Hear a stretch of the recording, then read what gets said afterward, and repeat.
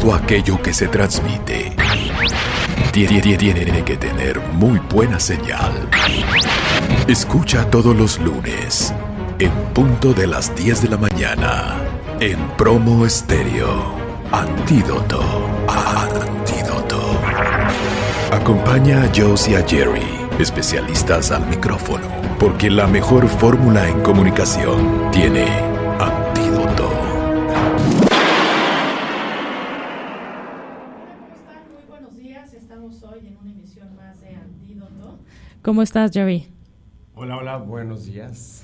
Buenos días. Buen lunes. Pues bueno, está Connie en los controles. Muchas gracias por apoyarnos semana con semana. Y pues bueno, no está de más recordar cuál es el objetivo de Antídoto. Este podcast es un podcast en comunicación y relaciones públicas que provee de técnicas, información, herramientas a todo aquel que quiera aprender sobre comunicación y el fascinante mundo de las relaciones públicas, ¿no? Es decir, ya sea porque eres un emprendedor, un gerente de comunicación, de marketing, o un director quiere fortalecer técnicas, ¿no? En distintos rubros. O una persona común y corriente que quiere comunicarse bien.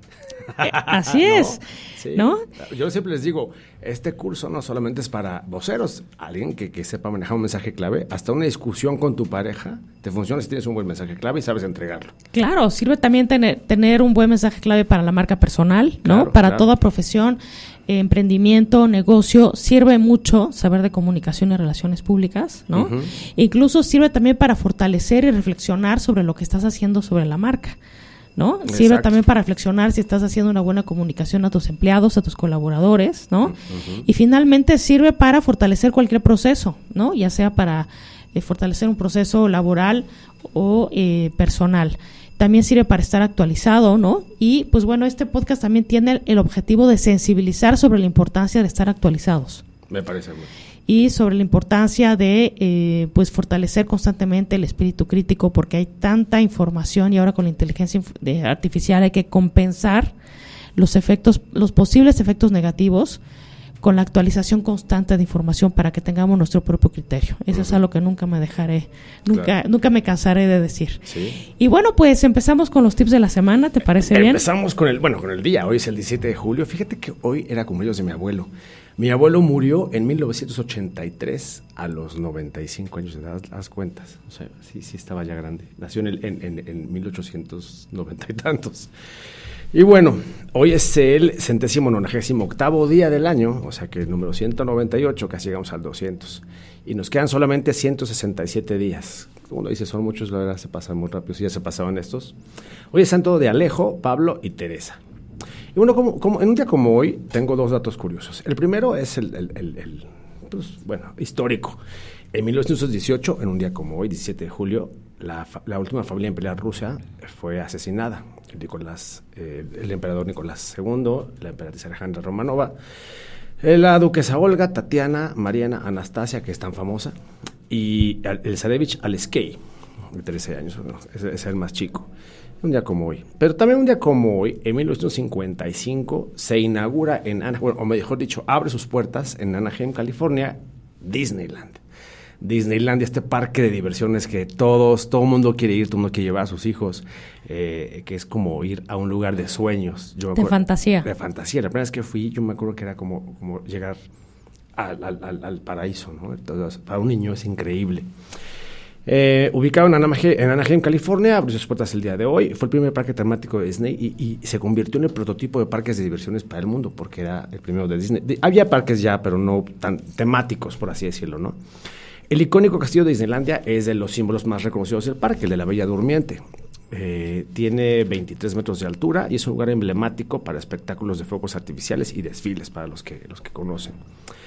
Disneyland alberga muchas atracciones clásicas que han perdurado a lo largo de los años y que son muy conocidas, como Los Piratas del Caribe, La Mansión Encantada, It's a Small World y La Montaña Espacial, ¿no? que sigue uno yendo, y la que te metes al Matterhorn, a la montaña. Me encantaban las montañas rusas, ya no, ya la verdad es que ya no tengo la edad para estarme subiendo.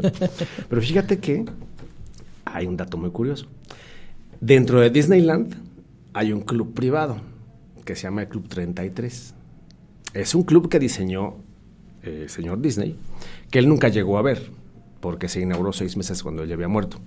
Y es un lugar que ofrece una experiencia gastronómica de lujo, y es una membresía limitada, no cualquiera puede entrar. De entrada, solamente hay 500 miembros, y la cuota de aceptación, si es que te aceptan, cuesta $25,000. Wow. Más $10,000 anuales para pertenecer a ese grupo. Hay una lista de espera de más de 800 personas y se cuenta que deben de pasar más o menos 14 años para poder entrar por la lista que hay, porque tiene que morirse un socio para que entre otro. Se debe a su nombre que ocupa el número 33 de la New Orleans Square. Si vas en Disney, en el cuadrito que se llama New Orleans, hay una puertita gris que tiene el número 33. Ese es el club. Entonces entras y es arriba. El club más exclusivo del mundo, está dentro de Disneyland. De los más caros, por lo que veo. Pero bueno. Bueno, y a lo largo de los años, Disneylandia ha sido pionero de la integración de tecnología en sus atracciones. Un ejemplo notable es el desarrollo de audio animatronics, la combinación entre animación y robots, que tienen como vida en las atracciones de Jungle Cruise y Enchanted Tiki Room, ¿no? Entonces sí es un lugar interesante de visitar. Y bueno, hoy hace muchos años se abrió. Ay, y a bueno, ti que pues, te gusta mucho. Ya iremos. Ojalá. ¿Tip de ortografía? Pues mira, vamos con lunes de ortografía, que aquí lo tenemos. Porque nunca está de más tener una buena ortografía. ¿No? Es la carta de presentación hoy en día. Es la carta. Fíjate que mucha gente no hace mucho caso y hay gente a la que le resulta molesto y me dice, tus tips están muy bien, pero la verdad es que yo me doy a entender como puedo y se acabó. Y bueno, alguien que tiene buena ortografía es alguien que se fija en los detalles. Sí. Es alguien que piensa en el otro. Y es alguien que es claro, es asertivo, porque la forma en la que acentúas, la forma en la que utilizas la puntuación, das un mensaje más claro. Claro, por supuesto. Y leerlo, a veces empiezas a leer y no tiene sentido lo que estás leyendo, porque ponen acentos en los verbos en pasado cuando no va, cuando es presente. Eso te confunde mucho, ¿no? Y se pueden dar muy malos entendidos. O tienes que releer un mensaje 3-4 veces porque no se entiende. Sí. Ahora, bueno, hace poco, saludando a alguien en el club, ¿cómo estás? Buenos días. Me dice, pues, buen día. Es que solo es uno, es hoy. Y entonces ahí hay un problema, ¿no? Porque decimos muchas gracias, muchas felicidades, buenos días, cuando solo es un día, y la felicidad, pues a lo mejor no son muchas felicidades las que deseas, sino una sola felicidad que debería ser suficiente, ¿no? ¿Y por qué? Bueno, pues es que en español existe un tipo de plural llamado expresivo, y ese plural expresivo no denota cantidad, sino identidad. Entonces decir muchas felicidades, es decir, deseo mucha felicidad. Buenos días es que este día sea tan bueno como sea posible, ¿no? No es un error decirlo, así se debe decir y así se usa desde hace mucho tiempo, ¿no? Entonces no hay que corregirlo. Y bueno, sí, al rato que vean en nuestras redes sociales van a ver unos diagramas que vamos a subir para la diferencia entre rehusar con H, rehusar sin H. Por ejemplo, rehusar con H es decir que no a algo, no querer hacerlo, y rehusar es rehusar una bolsa, por ejemplo, ¿no? de plástico, el reuso, el reciclaje. Y la diferencia entre o sea, mucha gente pone o sea, vamos a ir o no, pero te pone ósea, con acento ósea, que es algo de los huesos, ¿no? Entonces son errores que vamos cometiendo al hablar, o al escribir, mejor dicho, para entendernos mejor, ¿no? Ese es nuestro tip de la semana de lunes de ortografía. Y vamos a nuestro ya querido refrán, patrocinado por don Julio. Julio Adrián Aranda, locutor. A ver. Este me gusta mucho y sí lo uso mucho. Y más que nada, a los abogados les gusta decirlo. Es mejor un mal arreglo que un buen pleito. Y eso, pues, por supuesto. En la jerga litigante se aconseja concertar entre las partes en disputa. Pues ya metidos en el juicio, aun siendo interesante, se perderá más que si hubiéramos llegado previamente a un acuerdo común, ¿no? Es mejor el peor arreglo que el mejor pleito. Me encanta. Pues bueno, vámonos a una pausa y continuamos.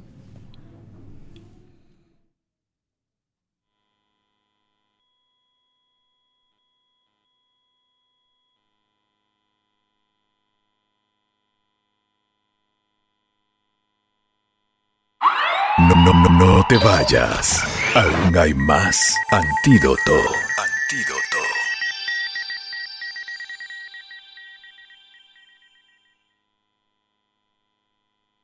Estás escuchando Antídoto.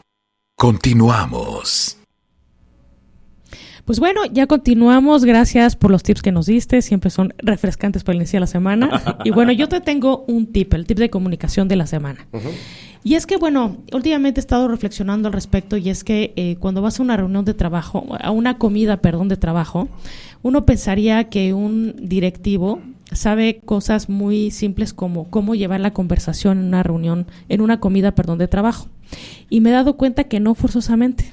Entonces hay que recordar algunas cosas, algunas premisas, y les voy a dar algunos tips para llevar la conversación en una comida laboral. Muy bien. Una comida laboral, sobre todo los relacionistas, pues podemos tenerla pues ya sea con un jefe, ¿no? O con un directivo que puede ser nuestro cliente, o con un medio de comunicación, con un proveedor o pues con un colaborador, ¿no? Hay distintas personas con las que puedes llevar una reunión de trabajo. Pero lo más importante es que la comida de trabajo debemos de asemejarla a una reunión de trabajo, es decir, tiene un objetivo de negocio y tiene un objetivo de comunicación que se deriva de este. Okay. Porque es un encuentro laboral. Aunque el formato sea más distendido, porque es en un horario personal, puede ser en un lugar que no es una oficina o no es una sala de juntas, es un encuentro laboral y hay un objetivo que cumplir, ¿no? Uh-huh. Por ende, requiere requiere seriedad, ¿no? Porque el otro si tú fuiste quien pidió esa comida de trabajo o tú fuiste quien extendió esa invitación, pues tienes que respetar el tiempo del otro porque está usando su agenda personal o un tiempo de la agenda, ¿no? Personal. Entonces te tienes que preparar, ¿no? Es decir, si tú eres quien inicia la comida o quien tomó la iniciativa de realizar esta comida laboral, pues tienes que saber cuál es el objetivo de la misma de manera previa, con el objetivo de que sea exitosa, y tienes que preparar tus mensajes clave, ¿no? Es decir, ¿qué voy a decir en esta reunión, ¿no? ¿Y qué es lo que quiero conseguir a través de esta reunión, ¿no? Es igual que en una junta de trabajo, ¿no? Ahora, si eres quien fue invitado, ya sea que eres un medio de comunicación o un colaborador o tú eres el proveedor de servicios, ¿no? O eres el publirelacionista mismo, pues también tienes que hacer un trabajo de preparación. Es decir, ¿con quién me voy a encontrar, no? Es decir, si es la primera vez que voy a encontrarme con esa persona, sirve mucho ver el LinkedIn para ver si publicó un artículo en algún medio de comunicación y que sea un tema de conversación. ¿Qué libros publicados tiene? ¿Cuál es el currículum de esa persona? Es decir, ¿de qué sector viene? ¿Cuántos años tiene trabajando?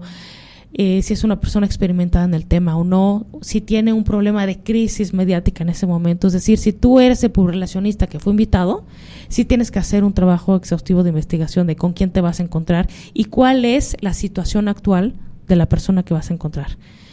Si tú eres un publirelacionista y la otra persona es un medio, bueno, pues cuál es su tendencia periodística, cuáles son los temas que le gustan publicar. O sea, si es un periodista que no conoces bien, ¿no? Aún así claro, tienes que saber desde cuándo empezó a laborar en ese periódico, en qué medios o qué compañías televisivas ha trabajado, ¿no? Es decir, sí tienes que saber con quién vas a estar comiendo, ¿no? Porque sí, una vez en una plática que nos dio un periodista, no es que nos haya pasado, pero nos dijo, a ver, a los ejecutivos, tú me estás invitando a comer. ¿Con qué fin? Con hablar de tu cliente y por qué buscas que te publique. Y dije, sí, exactamente. Pues gracias por la invitación. ¿Sabes de qué fue mi artículo la semana pasada? ¿No? Ahí. Exacto. Tú ni siquiera me lees, pero esperas que te publique. Ahí. O sea, ¿sabes de qué escribo? ¿Sabes cómo escribo? Más o menos. Es una cuestión de respeto. Por supuesto. Pero de conocimiento y sobre todo de ganarte la credibilidad del medio. Porque es decir, creo en tu trabajo, es una forma de decir, creo en tu trabajo, y tiene un sentido este encuentro porque sé lo que publicas. Sé cómo publicas y cuáles son tus intereses. Claro, y una vez que te publique también, pues agradecerlo, ¿no? Así es. Sí, también pasa. Entonces, una vez que ya estás en la comida, pues tienes que agradecer que esa persona haya asistido. Si tú fuiste quien provocó el encuentro, ¿no? Uh-huh. Si tuvo problemas al llegar, ¿no? Si conocías el lugar previamente, pues se selecciona también un lugar de fácil acceso, que no sea en fin, que sea de comida internacional, preferentemente, ¿no? Evitar las comidas exóticas en un primer encuentro, pero bueno, esas son cuestiones de protocolo. Yo me quiero enfocar en la parte de la conversación. Una vez que ya estás en el encuentro, es muy importante, bueno, pues, tocar un tema de coyuntura tal vez, ¿no? O de actualidad, antes de entrar en la materia, siempre es muy útil, ¿no? Por ejemplo, si es un medio de comunicación, oye, ¿viste las nuevas medidas que está sacando ahorita Elon Musk a propósito de Twitter? Exacto. Y cómo ves cómo Thread o como Meta, ¿no? Como Mark Zuckerberg, pues está aprovechando esas medidas poco populares para para sacar Threads. ¿Cómo lo viste? ¿Ya lo usaste? En fin, siempre es útil sacar un tema de coyuntura en ese momento. Por eso siempre, nunca dejaré de insistir en que hay que ver noticias. Es un tema polémico porque hay este positivismo tóxico o esta corriente de no veas lo que está pasando. Pero bueno, recuerden que hay noticias de todo, de tecnología, de cultura, de libros, ¿no? Perdóname, no puedes vivir con los ojos con vendados. con los ojos vendados. O los oídos tapados. No. Así es. ¿No? Entonces sirve mucho saber, oye, bueno, pues que se murió una actriz, ¿no? Como Jane Birkin, ¿no? Si es una periodista de moda, pues bueno, esta actriz fue la que inspiró, ¿no? A la firma Hermès a diseñar su icónica bolsa Birkin. Entonces, pues murió el fin de semana, claro, ¿no? Entonces claro, es bueno saber, pues temas de coyuntura, porque eso también da la impresión de que tu interlocutor o que eres una persona pues actualizada, ¿no? Informada. Y temas a lo mejor no, o sea, como dices tú, una actriz que murió, icónica, como si te sientas hoy a comer con alguien, tienes que hablar de Alcaraz. O sea, es el tema. Es cultura popular. Es el tema, ¿no? Sí, es cultura popular. O la selección que ganó también. O sea, hay temas que a lo mejor no eres una persona que le gustan mucho los deportes, pero o sea, ganar Wimbledon a los 20 años es algo que no cualquier persona lo hace. Son temas de interés mundial. Hasta la película Barbie es un tema, ¿no? Ay, es decir, cómo mercadológicamente está viendo toda una serie de estrategias, ¿no? Pues para reposicionar a Barbie. Entonces, la película es una forma, pues, de reposicionar la marca, ¿no? Sí. Entonces, en fin, hay temas... una apuesta y tengo que ir a ver la película. ¿A cumplirla? Vestido de Ken, acompañando a una Barbie. Ok. Pero ya vi que Ken se viste de muchas formas, hasta hay Ken tenista. Dije, está claro, muy bien. Está por muy supuesto. Bien. Tú te vistes así todos los días. Sí, así que no hay problema. Puedes decir que acabas de jugar. En fin, no quiero desviar el tema, pero a lo que voy es, ver noticias sirve mucho para ese small talk o esa pequeña plática que necesitas para romper el hielo. Y conocer a tu audiencia. Y para conocer a tu audiencia. Noticias del sector. A ver, me estoy entrevistando con un directivo del sector inmobiliario. Tengo que saber qué está pasando en el sector. Por supuesto. Estoy encontrándome con un medio de tecnología. Tengo que saber cuáles son las últimas novedades del sector de tecnología. Sí tengo que estar informado. De acuerdo. Tercero, una vez que ya rompimos un poco el hielo, ¿no? Que ya ordenamos y demás, pues sí se tiene que plantear el objetivo de la comida. Porque recordemos que es un encuentro laboral. Y es un intercambio, ¿no? De intereses, ¿no? Entonces, si yo te invito a comer porque tengo un objetivo, tal vez es agradecer, simplemente. Sí. Tal vez es fortalecer la relación, tal vez es conocerse, tal vez es hacer una negociación, ¿no? O simplemente cuando queremos, como dijiste, agradecer. A veces queremos invitar a un medio sin agenda. Queremos apapacharlo, queremos fortalecer la relación que tiene la agencia o uno con el medio. También tienes que tener un tema de conversación. ¿Y no es válido? Y no platicar claro, nada. Pero se plantea el objetivo. Oye, simplemente...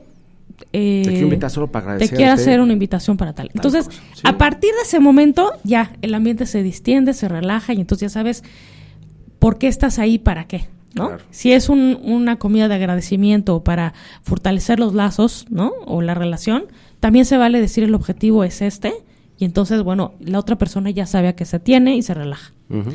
Si es una negociación laboral, si es una negociación de un contenido periodístico, ¿no? Que también se da mucho, los publicacionistas se acercan a los medios de comunicación para tratar un tema de contenido acerca de un sector, ¿no?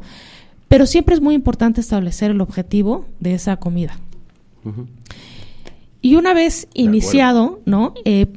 Pues abocarte a los mensajes clave, porque una comida debería de extenderse, pues, a lo mucho entre 1 hora y media, un formato 2 horas, no más, ¿no? si es una comida estrictamente laboral. Evitar, y se debe de evitar los temas personales si no conoces a la persona, ¿no? Claro. Es decir, es una reunión laboral. Y tercero, y bueno, ya al final, ¿no? Ya se está terminando la comida, pues llegar a un next step o un siguiente paso o a un call to action, ¿no? Como se dice mercadológicamente, es decir, ¿qué va a pasar después o qué se espera a través de ese acuerdo, ¿no? Incluso si fue una comida amistosa, para agradecer pues espero que sigamos encontrándonos o que sigamos esta relación o que vayamos a un partido, ¿no? La siguiente vez. Es decir, siempre terminar con cuál fue el resultado y cuál es la intención para el siguiente encuentro o qué se espera de ese acuerdo que se realizó, ¿no? Claro. Y la regla de oro, no existe el off the record. Aunque sea una comida de cuates, de agradecimiento, pero si la relación es laboral, no existe el off the record. No hay nada que podemos decir que no pueda ser utilizado, publicado o aprovechado, ¿no? O usado en contra de la organización, ¿no? Que representas. Claro. Aunque sea en un lugar distendido, no deja de ser un encuentro en el que hay intereses de por medio. Yo quiero sacar el mayor provecho como medio, colaborador, trabajador, ¿no? Sí. O ex empleado, y yo como publirelacionista pues también deseo obtener algo de esa reunión, ¿no? Un objetivo, una publicación, en fin. Siempre va a haber un intercambio de intereses, ¿no? Sí, claro. Que se debe de cumplir. Y bueno, ese es el tip de la semana. Muy bien, si pues. Si quieres, nos vamos al siguiente tema. Continuando la comunicación para Pharma que hemos venido trabajando las últimas semanas. Hoy quisiera hacer el último tema y hoy quiero que hablemos un poquito sobre el manejo de crisis. Ya hemos tocado el tema de manejo de crisis, pero esta vez quiero platicar un poquito sobre el manejo de crisis en la industria farmacéutica. Fíjate que es la crisis más interesante que existe. ¿Por qué? Porque interviene la salud, interviene temas muy delicados. Las farmas, como los hemos visto cuando estuvo con nosotros Rubén Salazar y como lo platicamos con las ejecutivas, es un tema que se trata con mucho cuidado por todas las limitantes que nos impone el gobierno y la autorregulación de las mismas farmacéuticas. Pero a todas las farmacéuticas llega un momento en que les ocurre una crisis y esas crisis pueden ser catastróficas para una empresa. En el siguiente corte quiero platicar un poquito sobre los pasos para abordar una crisis, ¿no? Que deben seguirse, y platicar sobre un caso muy interesante que hubo en los 80s en Estados Unidos con la medicina, con las pastillas de Tylenol. Un caso muy interesante y es un caso en donde la farma Johnson & Johnson no tenía preparación de crisis ni tenía agencia de relaciones públicas.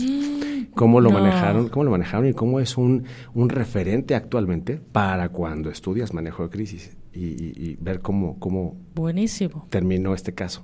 Buenísimo. Pues bueno, recuerde que pueden seguirnos en Instagram, @ podcast antídoto, para escuchar los episodios, porque ponemos ahí el link con el episodio. También pueden escucharnos en Spotify, y Spreaker, y si quiere ver en vivo este programa y visualmente, estamos en Facebook Live todos los lunes a las 10 en la página de Facebook de Promo Estéreo. Vámonos al corte.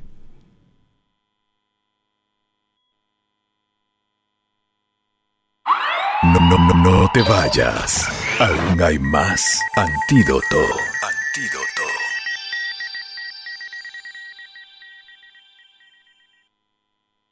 Estás escuchando Antídoto. Continuamos. Bueno, pues regresamos y bueno, pues Joey nos va a platicar sobre temas interesantes del manejo de crisis en el sector farmacéutico, pero estabas dando un ejemplo interesante de Tylenol. A ver, platícanos. Sí. Pero bueno, antes de entrar a Tylenol, quiero hacer referencia a que una crisis es un suceso que puede desencadenar un grave problema en una empresa, una marca, una persona, ¿no? Que sea pública. Y muy pocas empresas se toman la precaución de tener un manual de crisis, un curso de prevención y manejo de crisis, porque cuando llega la crisis es cuando dicen, ups, ¿y ahora qué hacemos, no? Entonces las agencias de relaciones públicas estamos para solucionar esos problemas, pero a veces te contratan ya muy tarde, cuando ya la crisis es tan grande que ya no puedes hacer mucho, pero bueno. Pero el manejo de crisis es fundamental para proteger la reputación y la imagen de esta organización, ¿no? Y vamos a dar 5 pasos más importantes, los más básicos para enfrentar y abordar eficazmente una crisis. Y el primero es, como lo decía, es la planificación y la preparación, ¿no? Hay que hacer un plan de gestión que incluya protocolos, roles y responsabilidades claras. Este plan se dedica a decidir en la empresa quién va a ser el comité de crisis, quién va a manejar esa comunicación, quién va a dar estos mensajes, quién se va a poner enfrente del público y va a dar la cara cuando suceda algo, ¿no? Hay posibles escenarios de crisis. Cuando hacemos un manual, que tú, me acuerdo cuando hiciste el de aquel laboratorio Pfizer en el 2001, lo que haces es que creas muchos escenarios posibles, todos los que te puedan caber en la cabeza, todos los que puedan caber en un libro. En ese momento era como un libro, hacer un manual de crisis, en donde si sucede esto, ¿cuál es el paso A, cuál es el paso B, qué se va a hacer y cómo llegar a este resultado, ¿no? Entonces es algo laborioso, es algo, ahora con la inteligencia artificial, la verdad es que pues ya está mucho más fácil crear uno, pero es importante que las personas tengan acceso a ese manual y puedan ver los escenarios posibles y tener una idea de lo que deben de hacer cuando ocurra una crisis, ¿no? La segunda es que cuando ocurre una crisis tienes que saber evaluarla y tener una respuesta pronta, una respuesta rápida, ¿no? Hay que evaluar rápidamente la situación y reunir información precisa y completa, porque es la que vamos a tener en la mano y poder entregarla al final a la gente, ¿no? A los afectados.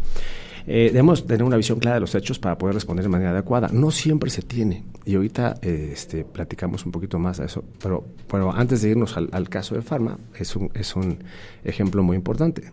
¿Recuerdas cuando se cayó el avión de Aeroméxico que despegó de Durango y venía a la Ciudad de México y se cayó, y afortunadamente no hubo pérdida de vidas humanas?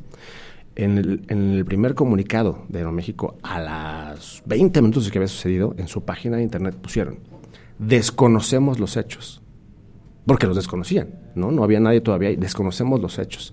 Sin embargo, estamos aplicando todos nuestros recursos y fuerzas posibles para ir al lugar de los hechos y averiguar qué pasó y ayudar a las personas que están ahí. ¿Qué haces?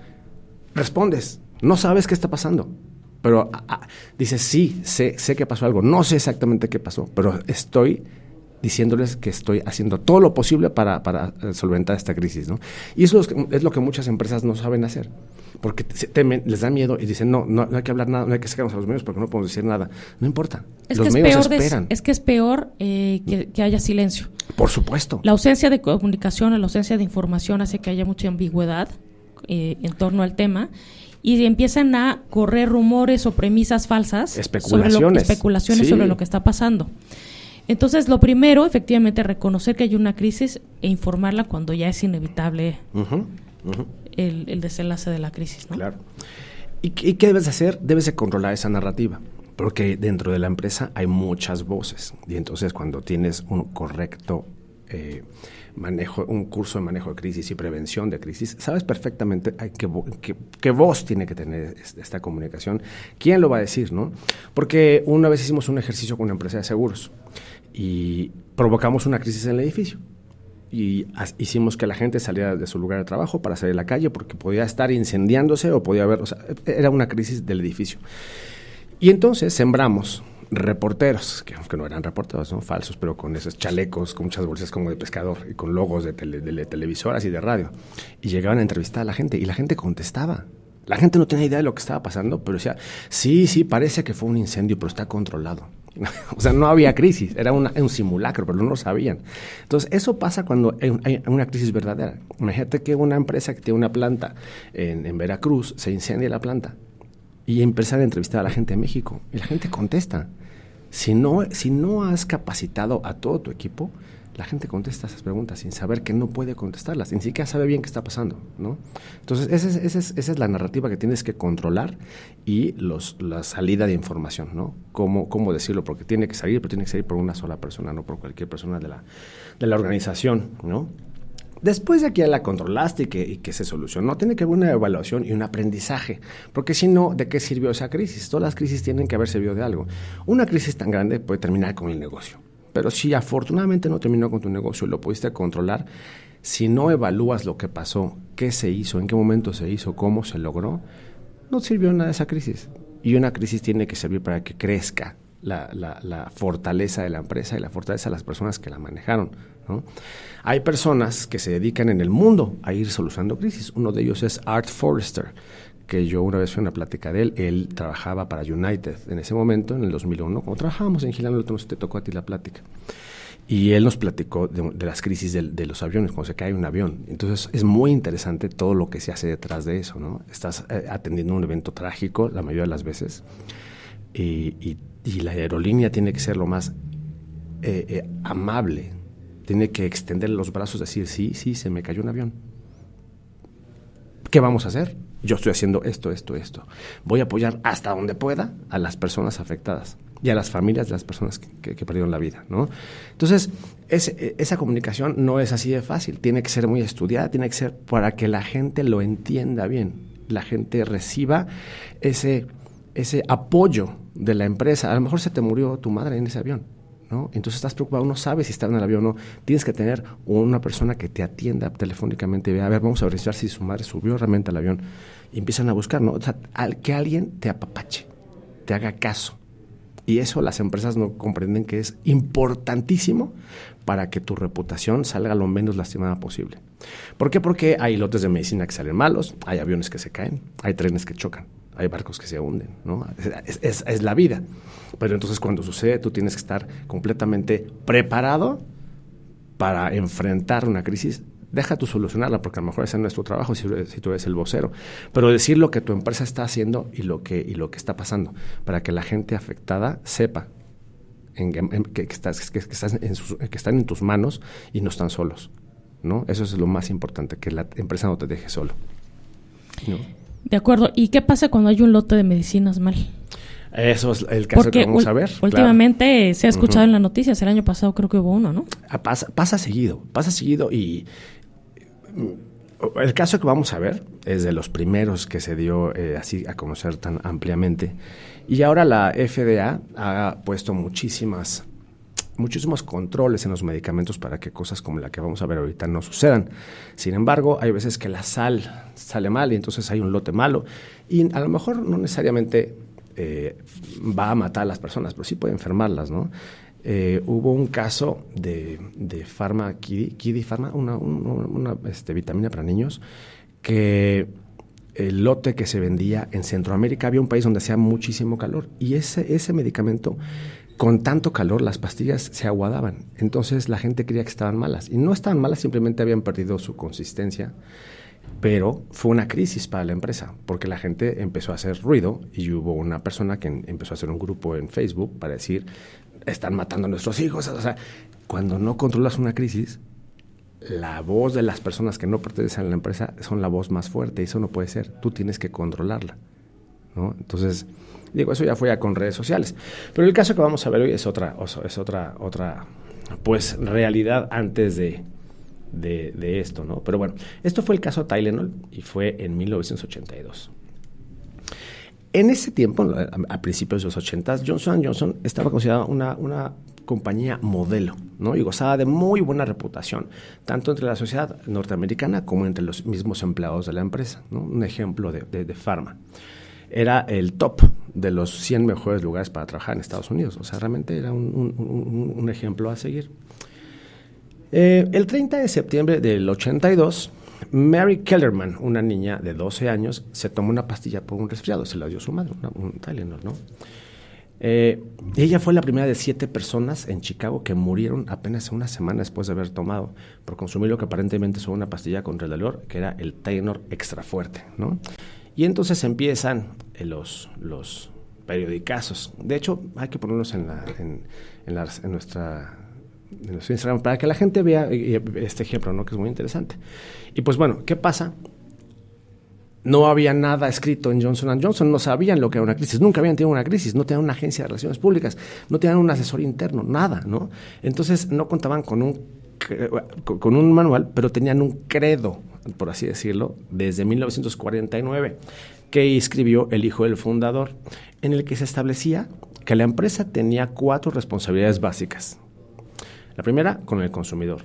La segunda, con los empleados. la tercera con la comunidad y la cuarta con los accionistas o stakeholders. Imagínate qué importante eso que escribió el hijo del fundador en 1949. No tenéis ni siquiera idea de que esto puede ser los pilares para un manejo de crisis, que ahora es así, ¿no?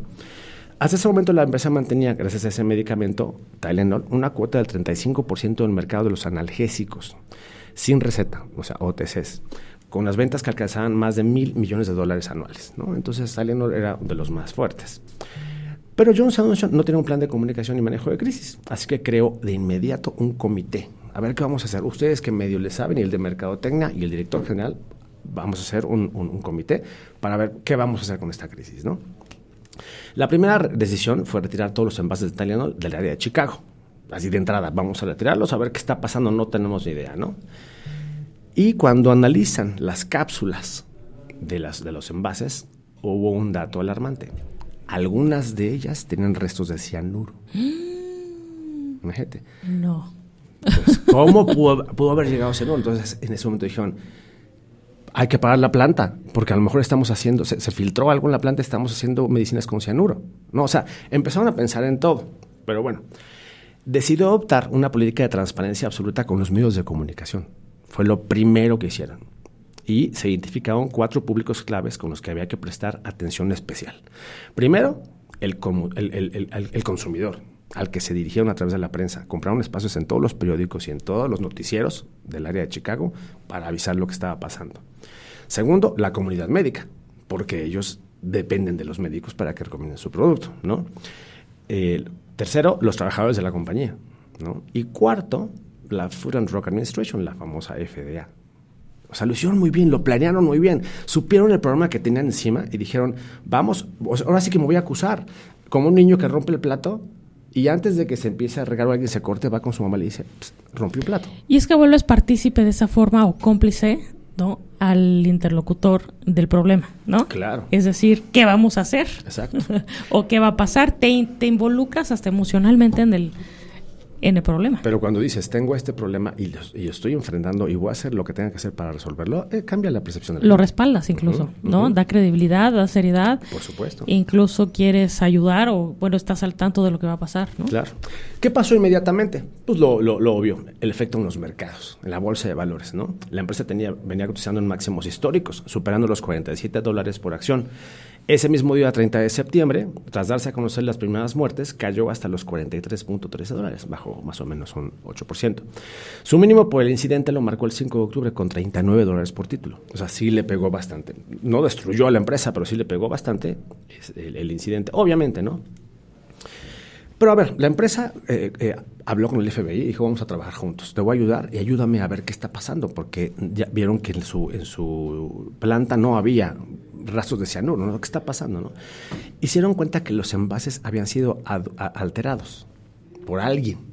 Okay. Y entonces compran periódicos y dicen, ofrecemos $100,000 a quien nos dé información de quién está haciendo esto y para arrestar y procesar a esa persona, ¿no? Porque alguien está alterando los vasos. Pero también dijeron, ¿cómo pueden alterar un medicamento, no? Pero retiraron 31 millones de envases, ¿no? 1,500 millones de cápsulas potencialmente mortales de los 34 estados en los que se había distribuido esos lotes, lo que le costó a la compañía en ese momento $100 millones. Dijo, ni modo, hay que retirarlos, ¿no? ¿Era esa pérdida o la desaparición de la compañía? Empresa, claro. Reembolsó a las tiendas que habían adquirido el producto, mientras que los consumidores que le devolvieron el medicamento recibieron cupones para recibir el fármaco en forma de tableta, porque el problema eran las cápsulas, ¿no? Entonces dijeron, devuélvelo, te damos un cupón y compra las tabletas, que esas están seguras, esas fueron revisadas, ¿no?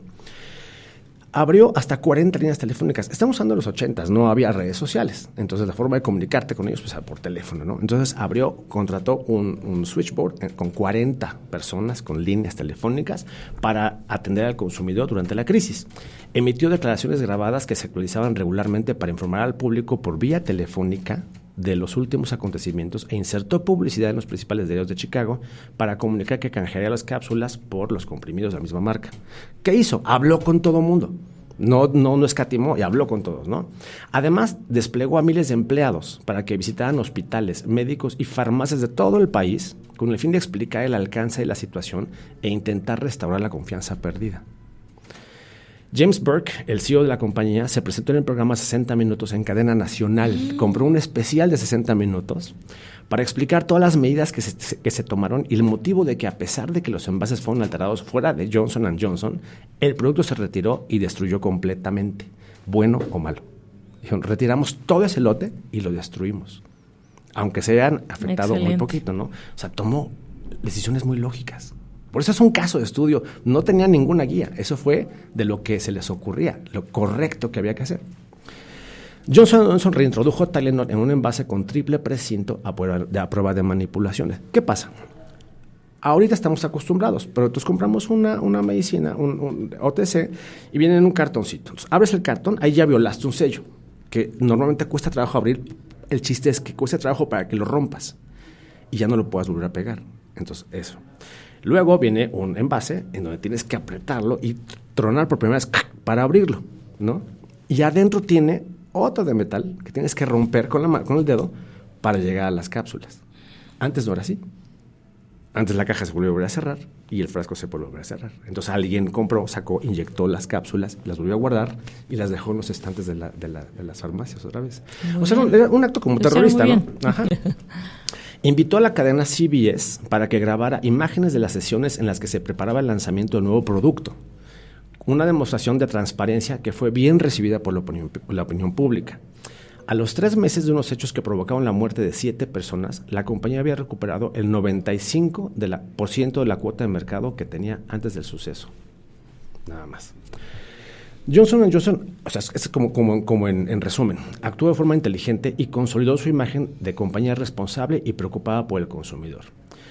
Entre otras cosas, gracias a los siguientes factores.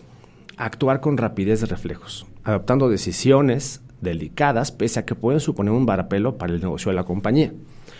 No olvidar a ninguno de sus públicos, habló con todos, vimos la lista, ¿no? Habló con la FDA, con los stakeholders, con el consumidor, con los médicos y con los empleados, que luego se olvidan de los empleados. Mantener un plan de reputación que no se limite a los momentos de crisis y que permita construir una imagen de prestigio en torno a la compañía entre sus diversos stakeholders, ¿no? Entonces, este caso es tan famoso. Yo lo resumí porque no tenemos tiempo como para explicarlo todo, porque me había tardado más de 2 horas. Este ejemplo creó las bases de un manejo correcto de crisis. A lo mejor ya es diferente porque contamos con Internet y con redes sociales y ya se maneja de una manera distinta, mucho más rápida y efectiva, pero esto que fue en pañales para una empresa que no conocía de un manejo de crisis, para un público que no conocía un manejo de crisis, para un país que no sabía de un manejo correcto de crisis en farma, fue el parteaguas. O sea, de aquí se sigue estudiando este caso cuando estudiamos manejo de crisis, porque fue algo que se entiende que fue a través de decisiones correctas, ¿no? De qué es lo correcto que hay que hacer en esta situación. Y en una crisis hay que pensar qué es lo correcto que hay que hacer, ¿no? O sea, ese es el criterio, ¿no? Es decir, qué es lo correcto, sí, qué es lo... Sí. O sea, y siempre pensar en el público. Aunque te va a costar más de lo que invertiste, tienes que pensar en el público. Una vez que se tiene perdido algo en medios, hay que reconocerlo. O sea, hay que reconocer que ya hay una crisis, ¿no? Así es como obtienes, es el paso número 1 para reposicionar o volver a ganar la confianza de la audiencia o del consumidor. Y es verdad, va a haber publicaciones negativas, pero ante eso no vas a poder hacer nada. No vas a Entonces tienes que compensar las publicaciones negativas con acciones positivas, responsables, transparentes y confiables. Sí. Fíjate que en el curso que damos de manejo de crisis, también hablo sobre el caso Firestone Ford Explorer. En los 90s, Firestone le vendía las llantas a Ford para las camionetas Explorer y empezaron a ser defectuosas y las camionetas empezaron a voltearse. Y estás hablando de una camioneta familiar, donde va una señora con hijos, ¿no? Y es un caso muy interesante porque también el manejo de crisis fue bastante peculiar. Ya había más conocimiento sobre cómo se manejaba una crisis, tenían una agencia de comunicación, sin embargo cometieron muchos errores que tú los ves pequeños, pero cuando ya los ves en perspectiva fueron errores que les pudo haber costado, pero al final salieron bien librados, ¿no? Pero es el chiste de estar preparado para una crisis. Una empresa que no tiene un conocimiento sobre el manejo de crisis, que no sabe quién va a hablar en una crisis, va a enfrentar un problema peor del que enfrentaría estando preparado. Para un laboratorio médico, farmacéutico también, hace unos 7 años, en la agencia inventamos que íbamos a hacer nuevas directrices de comunicación. Entonces todos los directivos estaban en un hotel, rentamos un salón en el Sheraton del Centro Histórico, y no sabían que estaban siendo grabados, y había cámaras, y el CEO estaba con nosotros, con la agencia, en otro salón viendo qué hacían.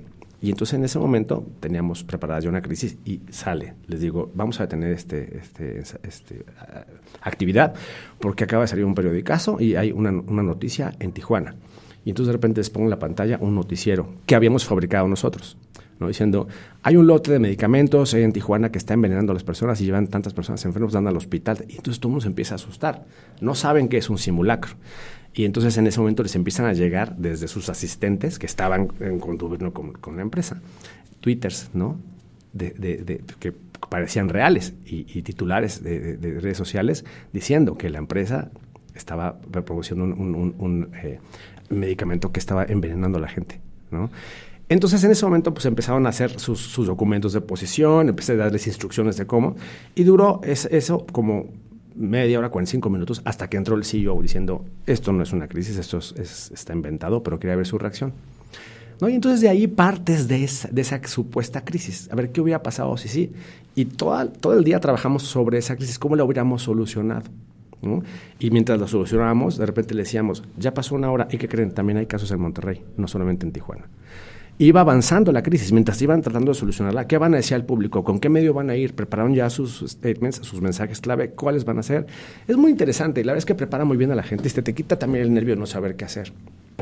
Porque hasta tocas el tema de cómo vestirte, cómo hablar. Todo el lenguaje no verbal de que hablamos ya en este programa tiene mucho que ver en crisis y es completamente distinto cuando hay una crisis a cuando normalmente recomendamos cómo vestirte para una crisis o cómo hablar, ¿no? Oye, pues qué interesante es esto del manejo de crisis en el sector farmacéutico. Y bueno, es que para los radioescuchas que no lo saben, en la agencia IDEAS-ICM históricamente hemos trabajado, yo creo que para todas las farmacéuticas casi todas las farmas, en México, o que tienen representación en México. Entonces, bueno, es un tema en el que nos especializamos en la agencia y por eso damos cursos también en manejo de crisis y bueno, pues tenemos varios ejemplos también. Y hacemos manuales de crisis. Y hacemos manuales de crisis. En fin, bueno, pues esto fue todo por hoy. Me encantó el tema de hoy. Espero que ustedes hayan también aprendido un poquito más de este fascinante mundo de las relaciones públicas. Síganos en @podcast Antídoto, también en las redes sociales de IDEAS-ICM, @IDEAS-ICM. Y bueno, pues nos vemos el próximo lunes en punto de las 10 de la mañana en vivo. Escúchenos en Spotify, Spreaker y pronto en la red de su preferencia. Gracias, hasta la semana que entra.